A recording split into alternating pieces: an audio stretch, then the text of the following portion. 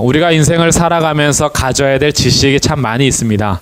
여러 가지 지식은 우리의 삶을 부유롭게 하기도 하고요. 때로는 지식이 없기 때문에 우리가 하고 싶으나 하지 못하는 일들도 많이 있습니다. 때로 어떤 지식은 우리의 삶을 피폐하게 만들기도 합니다.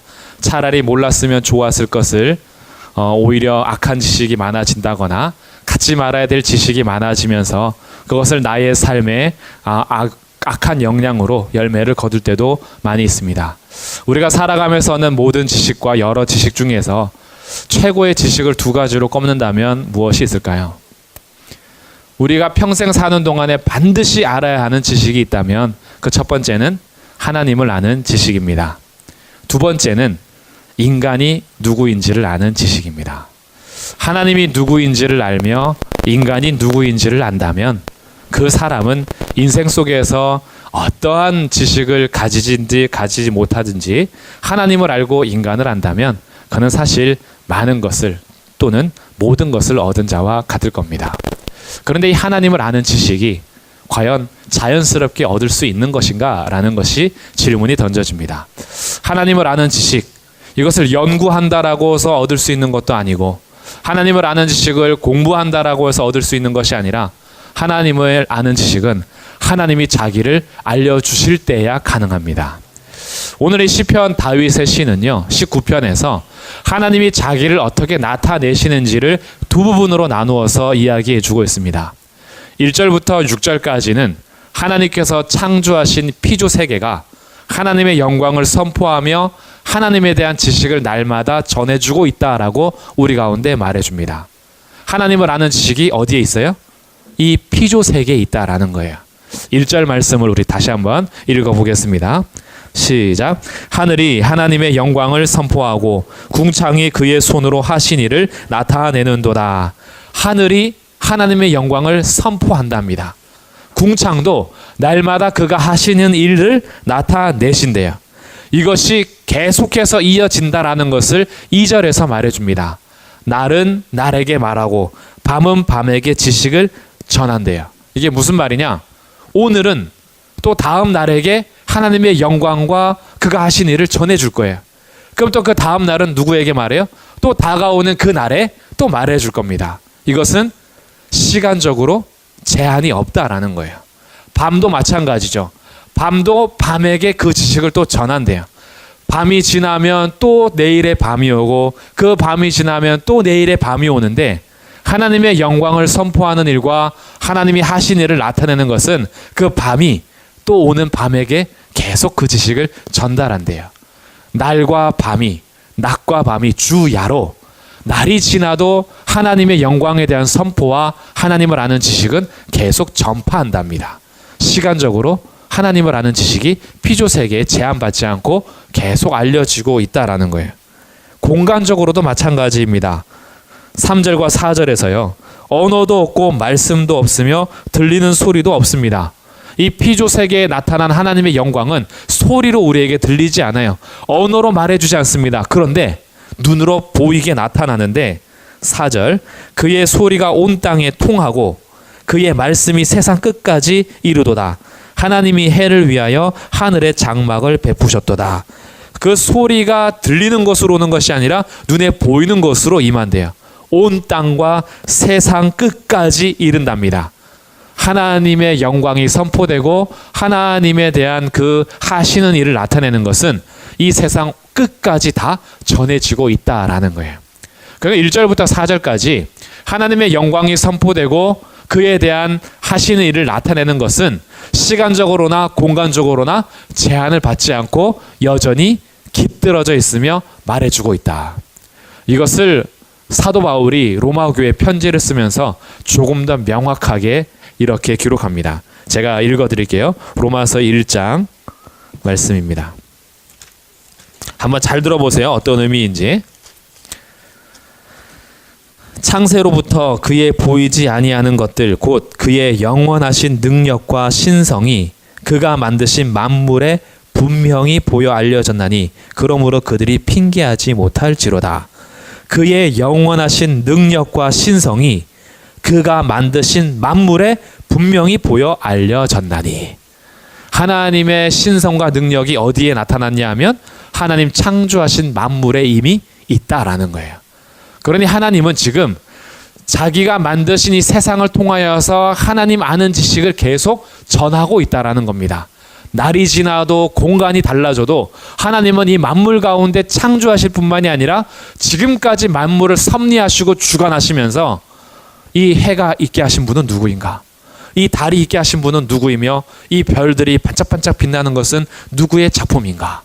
이 산이, 이 바다가, 이 물이, 공기가 계속 순환하며 지금까지 이 세상이 이어져 오는 이 섭리는 과연 누가 진행하시는 것인가? 사람들이 이 피조 세계를 통해서 하나님을 발견할 수 있도록 주님의 능력과 신성을, 하늘의 영광을 선포하게 하시고 하나님 하신 일을 나타내도록 주님께서 일하셨다라는 거예요. 이것을 전문 용어로 일반 계시라고 합니다. 일반 계시. 하나님께서 일반적인 세상을 통해서 하나님을 나타내 보이신 거예요. 그런데 문제가 있습니다. 해를 보면서 하나님을 알기보다는 그 해를 섬기기도 해요. 별을 보면서 그 별을 만드신 이를 찾기보다는 그 별자리를 보면서 점치기도 해요. 달을 보면서 달을 향하여 만드신 하나님을 찬양하기보다는 그 달이 진행하는 그 과정을 보면서 오히려 빌기도 합니다. 1월 성신에게 오히려 절하면서 우상 숭배하는 역할도 많은 거죠. 정말 멋진 바위를 보거나 산 위에 올라가서 그 산 속에서 산의 영험한 기운을 받아 거기에서 하나님을 찬양하기보다는 오히려 하나님을 반역하는 일들도 많이 하게 되죠. 왜 그럴까요?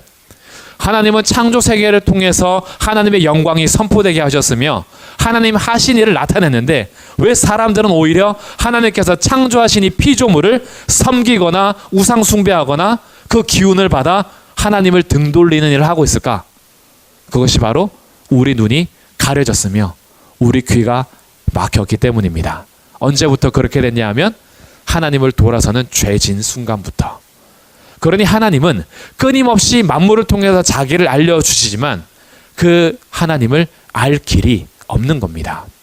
특별하게 가끔 그런 경우가 있죠. 아주 없지는 않는 것이, 예를 들어서 과학자들이 과학의 일을 하면서 이런 법칙 속에서 이거는 신이 창조하지 않으면 안 되는 거야 라고 그 신을 발견하는 사람들이 있죠.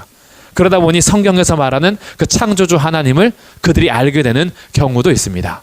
우주를 연구하다가 그 우주의 별들을 보면서 하나님을 찾게 되는 경우도 있고요.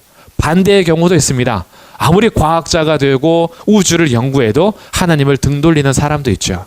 그러니 이 일반 계시, 자연 만물을 통해서 알려주는 것은 한계가 있습니다. 이런 가운데 하나님께서 자기 나타내기를 끊지 않고 그 다음 작업을 하십니다. 그 다음 작업이 7절부터 10절까지 말씀입니다. 하나님은 자연 만물을 통해서만 자기를 계시하신 것이 아니라 하나님은 자기를 말씀을 주셔서 알게 하신 거예요. 하나님의 말씀을 통해서 알게 하셨다라는 것을 전문 용어로 특별 계시라고 합니다. 자연 만물을 통해서 알게 하시는 것은 일반 계시, 말씀을 통해서 알게 하시는 것은 특별 계시. 하나님의 말씀을 통해서 자기를 나타내기를 기뻐하신 거예요. 그러다 보니 여호와의 말씀을 율법이요, 증거요, 교훈이요, 법이요 이런 말을 쓰면서 그 하나님의 말씀을 찬양하게 되는데, 이 다윗은요 하나님의 말씀이 얼마나 좋은지 10절에서 이렇게 고백합니다. 우리가 이렇게 고백할 수 있기를 소망하면서 10절 말씀을 같이 한번 읽어보겠습니다. 시작. 금 곧 많은 순금보다 더 사모할 것이며 꿀과 송이꿀보다 더 달도다. 아멘. 금 곧 많은 순금보다, 돈 곧 많은 통장보다, 진주, 보물, 다이아보다 내가 더 말씀을 사모할 것이며 꿀과 송이꿀, 초콜릿, 사탕보다 주의 말씀이 더 달도다. 달구나. 이렇게 되기를 소망하십니까? 네, 아멘. 정말 이 고백이요 다윗의 고백으로 끝나지 않고 우리의 고백이 되기를 주님의 이름으로 축복합니다. 이 세상이 금이 얼마나 귀해요.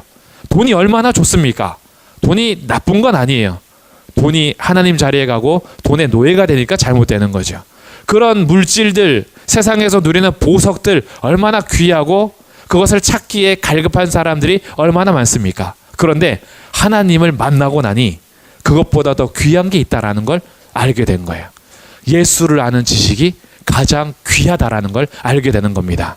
그러다 보니 이 말씀을 사모하게 되는데, 말씀을 먹으면 먹을수록 처음에는 이 말씀이요, 사실은 깜짝 놀라는 거죠. 아니, 꿀과 송이꿀보다 더 달다? 이걸 느낄 때가 있긴 있어요. 잠이 정말 안 오는데 하나님의 말씀을 듣거나 읽을 때 그렇게 꿀같이 잠이 자래. 꿀잠을 자는 거죠. 막 이럴 때는 조금 느낄 수 있어. 아, 그래, 내가 정말 피곤했는데, 근데 그런데도 잠이 안 왔는데 주의 말씀이 정말 꿀과 같이 나에게 단잠을 주기도 하는구나. 막 이런 거 말고 진짜 주의 말씀을 읽고 듣고 묵상하는 것이 내가 송이꿀을 찍어서 먹는 것보다 더 단 경험들, 너무 좋아서 푹 빠지는 것들, 와, 이런 고백을 할 수 있다면 그것이 얼마나 은혜가 충만한 걸까요? 근데 이 다윗이요, 10절에서 금보다 많은 순금보다 더 귀하고 꿀곧 송이꿀보다 더 달다고 고백하는 이유가 7절과 8절과 9절에 나와 있어요. 그는 왜 이렇게 고백할 수 있느냐? 먼저 7절, 여호와의 율법은 완전합니다. 여호와의 증거는 확실합니다. 8절, 여호와의 교훈은 정직합니다. 여호와의 계명은 순결합니다. 9절, 여호와를 경외하는 도는 정결하고 여호와의 법도 진실하여 다 의롭습니다. 지금 하나님의 말씀을 율법, 증거, 교훈, 계명, 법 이런 말을 썼는데 그 특징을 보니까 완전하고 확실하고 정직하고 순결하며 정결하여 진실하다. 이것이 하나님 말씀의 특징인 거예요. 하나님의 말씀은 정말로 완전합니다. 더하거나 빼거나 할 이유가 없어요. 왜? 주의 말씀 자체가 완전하기 때문에. 완전해서 하는 일이 있습니다. 7절을 다시 볼까요? 여호와의 율법이 완전해서 뭘 해요? 영혼을 소성시킵니다. 소성은 다시 살아나는 것을 말해요. 내 영혼이 침체기에 빠지고 낙심하며 절망에 빠지고 죽어있는 상태에 있다가도 하나님의 말씀이 완전하여 나의 영혼을 다시 일으켜 세우십니다. 다른 것으로 세워지지 않아도 주의 말씀을 묵상하며 읊조릴 때에 잠자고 있던 내 영혼, 죽어있는 것 같은 내 영혼이 다시 솟게 됩니다. 하나님의 말씀은 완전하기 때문에 그래요. 하나님의 말씀에 더하거나 뺄 이유가 없어요. 주의 말씀 자체가 이런 능력이기 때문입니다. 이것을 다윗은 경험하고 있는 거예요. 자기의 어떠한 상황 속에서도 자기의 영혼을 소성시킨 것은 군사들의 도움도 아니요, 말과 병거도 아니라 하나님의 말씀이었던 겁니다. 하나님의 말씀이 자기의 영혼을 소생시켰어요. 완전한 거죠. 또한 7절, 여호와의 증거는 확실하대요. 얼마나 확실한지 어떤 영향을 주냐 하면 우둔한 자를 지혜롭게 한답니다. 우둔한 자의 특징은요, 우유부단해서 갈팡질팡하는 거예요. 그럼 왜 갈팡질팡하냐 하면 뭐가 뭔지를 모르기 때문에 갈팡질팡하는 거예요. 뭐가 맞는지를 잘 몰라요. 귀가 팔랑귀라서 이쪽에서 이야기하면 쑥 갔다가 저쪽에서 저 얘기하면 이쪽으로 쑥 갔다가, 그런 사람을 뭐라 하냐 하면 우둔한 자다 그래요. 어리석은 자죠. 백성이 두려워서 하나님의 말씀을 따르지 않은 사울처럼, 백성이 두려워서 하나님의 계명을 저버리는 수많은 왕들처럼 우둔한 자, 어리석은 자들이죠. 그런데 하나님의 말씀은요, 확실하기 때문에 주의 말씀 앞에 확실하게 서 있는 자들은요, 갈팡질팡하지 않아요. 좌로나 우로나 치우칠 일이 없습니다. 왜요? 주의 말씀이 확실하니까. 100명이 나한테 다 뭐라 그래도 하나님의 말씀이 확실하니까 그 진리 붙들고 가는 거예요. 그 사람이 결국은 지혜로운 사람입니다. 하나님의 말씀은 정말 확실한 거예요. 여론이, 세상의 모든 사람들이, 내 주변에 있는 사람들이 하나님의 말씀과 다른 결론을 내고 나를 아무리 설득하려 해도 주의 말씀이 확실하기 때문에 우둔한 나 같은 자도 주의 말씀 앞에 딱 견디고 있으니 결국은 지혜로운 자가 되는 거예요. 이게 하나님의 말씀인 거예요. 이거는 금이 해결해 주지 못하는 겁니다. 이거는 꿀이 나한테 줄 수 없는 거예요. 이런 우둔한 나를 지혜롭게 하는 것은 금이나 꿀이 아니라 하나님의 확실한 말씀이거든요. 또한 세 번째 8절, 여호와의 교훈은 정직하다 보니 내 마음을 기쁘게 합니다. 금이 나를 기쁘게 할 때도 있죠. 꿀이 나를 기쁘게 할 때도 있습니다. 맛있는 음식이 나를 기쁘게 할 때 있고요. 좋은 자동차가 나를 기쁘게 할 때 있어요. 그러나 내 마음의 깊은 기쁨, 영원한 기쁨은 정직한 하나님의 말씀으로부터 나옵니다. 세상은 정직하지 않아요. 금도 속이고요. 꿀도 속이고요. 그리고 자동차나 이 땅에 있는 모든 것은 결국 나를 삼키는 자리에 가게 만듭니다.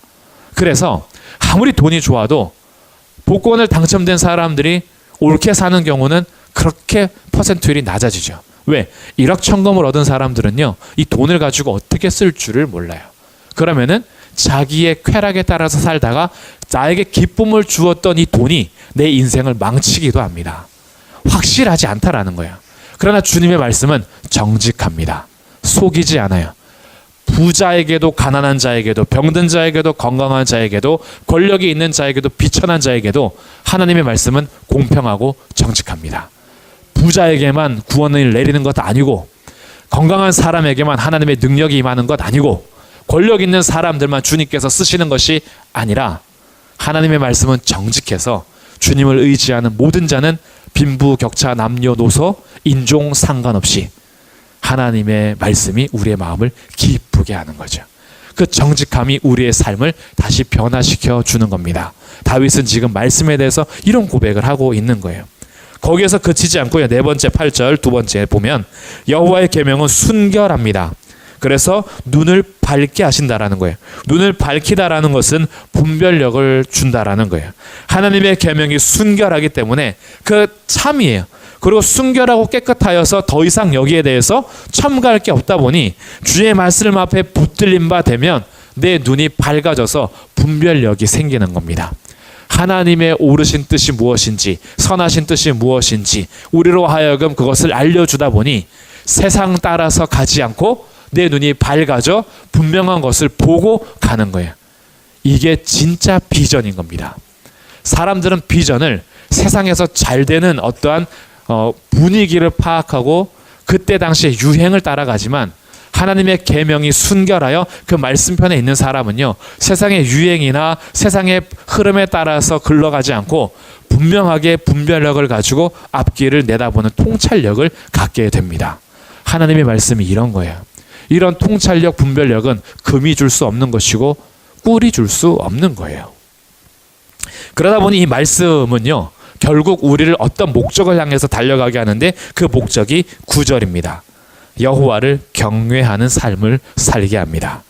여호와를 경외하는 도는 정결하여 영원까지 이르고 하나님의 말씀을 분명하게 내 마음에 새기는 사람들, 이 완전하고 확실하고 정직하며 순결하여서 내 영혼을 살리고 나를 지혜롭게 하며 내 마음을 기쁘게 하며 내 눈을 밝게 하는 이 말씀은 결국 우리를 어디로 가게 하냐면 여호와를 경외하는 자리로 가게 합니다.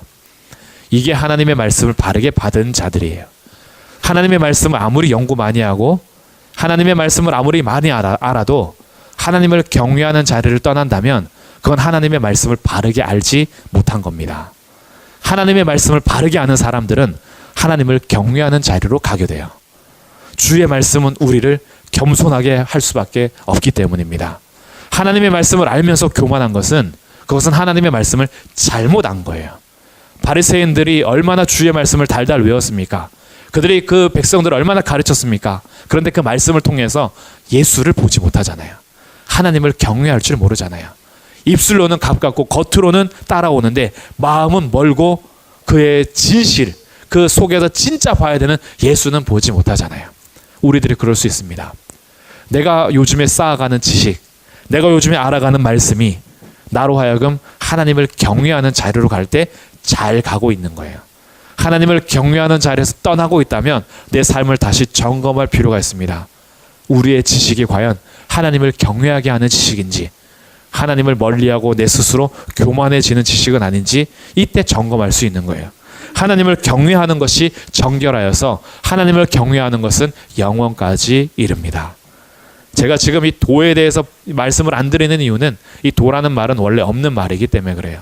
여호와를 경외하는 그 삶을 말해주고 있는 거예요. 여호와를 경외하는 그것은 정결하여서 영원까지 이릅니다. 하나님의 말씀은 우리를 경외하게 만드는 거예요. 그러다 보니 그가 이렇게 고백하는 거죠. 10절에서 금 곧 많은 순금보다 더 사모할 것이며 꿀과 송이꿀보다 더 달도다. 이 말씀을 경험하면 이렇게 고백할 수 있지 않겠습니까?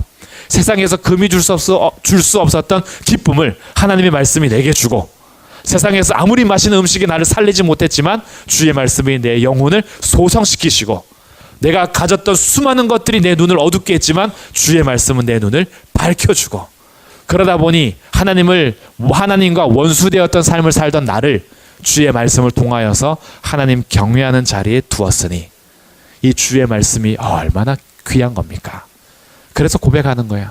세상에 있는 그 어떤 금보다 이것이 더 사모하게 되는 말씀이요, 세상에 줄 수 있는 그 수많은 송이꿀보다 하나님의 말씀이 내게 더 달다. 그렇게 고백하는 이 다윗의 모습을 통해서 우리도 사실은 얼마나 감사한지요. 세상 속에서 하나님을 다 알지 못하지만 하나님의 말씀을 통해서 하나님을 알게 하셨습니다. 그래서 주의 말씀은요, 하나님을 아는 지식을 갖게 합니다.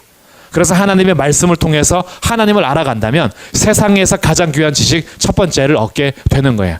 그러니 말씀을 가까이 하십시오.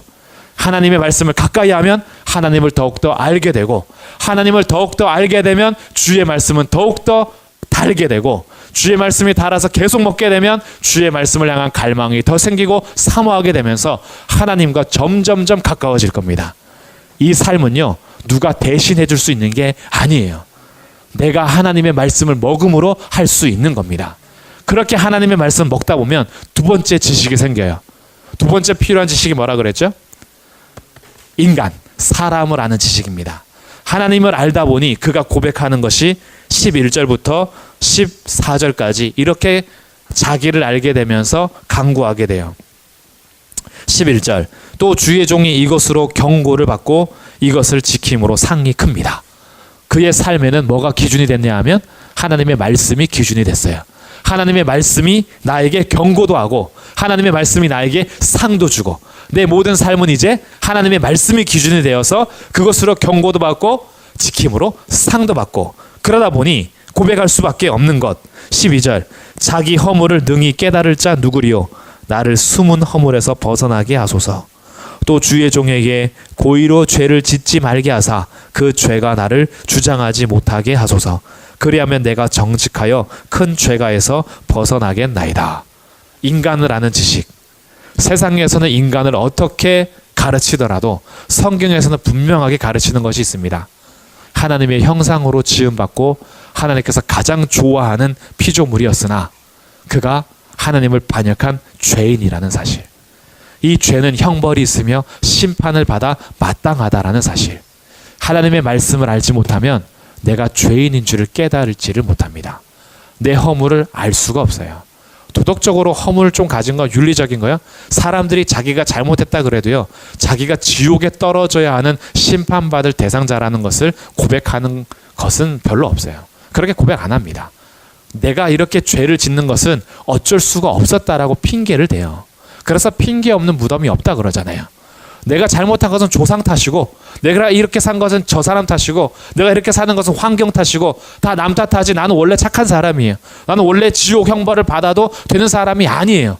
그런데 하나님 말씀 앞에 딱 서면 알게 되는 것이 있어요. 이게 다 내 허물이었다라는 사실.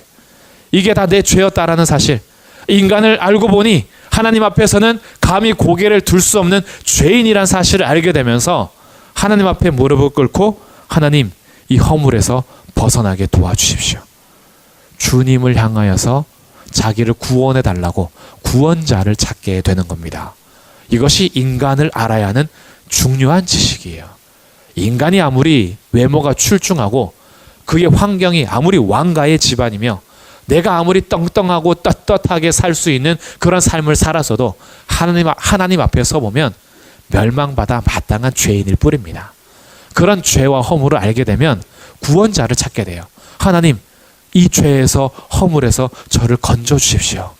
그러니 그는 하나님을 찾아 헤매며 구원자를 찾아 헤매면서 이 영혼이 하나님을 만나는 출발점을 갖게 되는 겁니다. 하나님을 아는 그는 자기 삶을 살피게 되죠. 그러면서 간구하게 됩니다. 하나님, 저로 하여금 고의로 죄를 짓지 말게 해 주십시오. 알면서도 죄를 짓는 하나님을 멸시하고 무시하는 자가 되지 않게 하시고 허물에서 벗어날 수 있도록 주님 저를 도와주십시오. 이것이 인간을 아는 지식을 갖게 되는 겁니다. 이것도 결국은 하나님의 완전하고 순결하며 정직한 말씀을 통해서 알게 되는 겁니다. 이렇게 시인은 결국 하나님을 알고 인간을 자기 자신을 알다 보니 마지막 14절 간구가 나옵니다. 자, 우리가 같이 오늘 찬양했던 내용인데요. 14절 말씀을 같이 한번 읽어보겠습니다. 시작. 나의 반석이시요 나의 구속자이신 여호와여, 내 입의 말과 마음의 묵상이 주님 앞에 연락되기를 원하나이다. 아멘. 그가 고백할 수 있는 것, 나의 반석이시랍니다. 하나님을 알고 보니 주님만이 내 반석이라는 것을 알았어요. 주님께만 붙어있으면 흔들리질 않아요. 그러다 보니까 우둔해지지 않고 지혜롭게 하나님 앞에 서게 됩니다. 그 반석이 서시고 또한 자기 죄를 알고 보니 여호와가 나의 구속자가 되십니다. 나의 구속자이신 여호와여. 이 고백이 그냥 나오는 게 아니죠. 주의 말씀 앞에서 하나님을 알고 인간이 죄인이란 사실을 알다 보니까 그 하나님은 창조하셨을 뿐만이 아니라 나를 죄에서 심판해서 구원해내신 구속자라는 것을 고백하게 되는 겁니다. 그리고 나는 그 반석이 되시는 하나님께만 탁 붙들려 있겠다라고 소망을 갖게 되는 거죠. 그래서 그가 주님 앞에 간절히 기도하는 것, 내 입의 말과 마음의 묵상이 주님 앞에 연락되기를 원합니다. 하나님을 아는 사람들은요, 이제 더 이상 내 삶을 마음대로 살지를 못합니다. 이제는 불편해져요. 죄 짓는 것이. 전에 마음대로 했던 말이 불편해집니다. 전에는 내 마음대로 했던 행동이 불편해져요. 주님을 믿으면서 내 삶이 불편해지는 것은 그거는 잘 가고 있다라는 거예요. 그리고 처음에는 불편했던 내 말과 내 삶과 행동이 주님을 친밀하게 만나면서 내 삶이 변하여 이제 내 입이 찬송하는 입술로 바뀝니다. 이제는 내 마음에 묵상하는 것이 세상의 온갖 정욕과 쾌락과 탐심에 따라서 묵상하는 것이 아니라 하나님의 달고 오묘한 말씀을 묵상하기 시작하면서 이 마음에 천국이 이루어집니다. 그러면서 내 행동들이 전에는 제약받고 하지 말아야 돼, 끊어야 돼 라고 했던 내 행동이 이제는 적극적으로 하나님께서 원하시는 뜻을 행하며 주님께서 말씀하시는 선을 행하면서 이제는 예수 그리스도를 닮아가는 삶이 되는 거예요. 이게 다윗의 소망이었던 겁니다. 내 입의 말과 내 마음의 묵상이 주님께서 받으실 만한 주님께 연락되기를 간절히 원합니다. 이 시인의 기도가 오늘 우리의 기도가 되어서 이제부터 내가 하나님 앞에 기도할 때 주님, 내 말과 내 마음의 묵상도 하나님 앞에 연락되는 그런 삶이 되도록 이 입술에 파수꾼을 세워주시고 내가 말하는 것은 이제는 함부로 아무 말이나 사람들이 했던 말들을 세상의 언어들을 쓰는 것이 아니라 이 입에서 음담패설이나 욕설은 사라지고 다른 사람들에게 덕을 끼치지 않는 말들은 사라지고 오히려 이젠 말하려고 하면 하나님께서 말씀하시는 것 같이 말하고 내가 봉사하려고 하면은 하나님께서 공급하시는 힘으로 하며 그래서 나의 행동과 나의 삶은 다른 사람들에게 덕을 끼치고 은혜를 끼치는 그런 삶이 되도록 주님 저를 받아주십시오. 이것이 우리의 소망이요 기도가 되기를 바랍니다. 정리하면요. 오늘 19편을 통해서 한 4가지 정도의 기도 제목을 담아가시면 좋겠습니다. 첫 번째는 하나님은 우리에게 알게 하시기를 원하십니다. 하나님은 자기를 알기를 원하세요. 피조 세계를 통해서도 말씀을 통해서도 확실하게 알기를 원하시는데 그래서 우리의 기도 제목 하나님을 알게 해주십시오. 하나님도 알게 하시기를 원하시는 것처럼 우리도 하나님을 알기를 원할 때 주님은 자기를 알려주십니다. 두 번째, 하나님 말씀을 더욱 사모하며 달게 먹는 은혜를 주십시오. 이 말씀을 사모하면 사모할수록 더 달아지거든요. 단말씀을 먹어보면 더 사모하게 되고요. 이런 것을 선순환이라 그래요.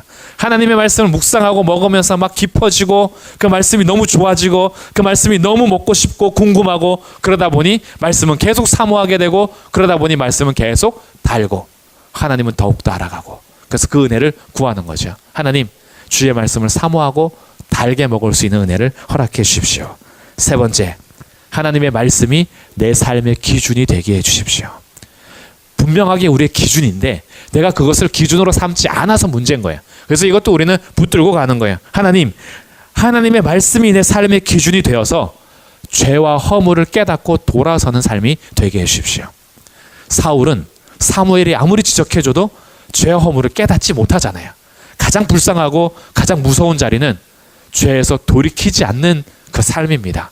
근데 우리에게는 하나님의 말씀이 내 삶의 기준이 되어서 죄와 허물을 깨닫고 돌아올 수 있다면 이것이 얼마나 은혜 받은 자여 복 있는 자이겠습니까? 그래서 세 번째, 하나님의 말씀이 내 삶의 기준이 되게 해주십시오. 마지막 네 번째, 14절의 고백대로 하나님, 나의 입의 말과 마음의 묵상이 주님 앞에 연락되기를 원합니다.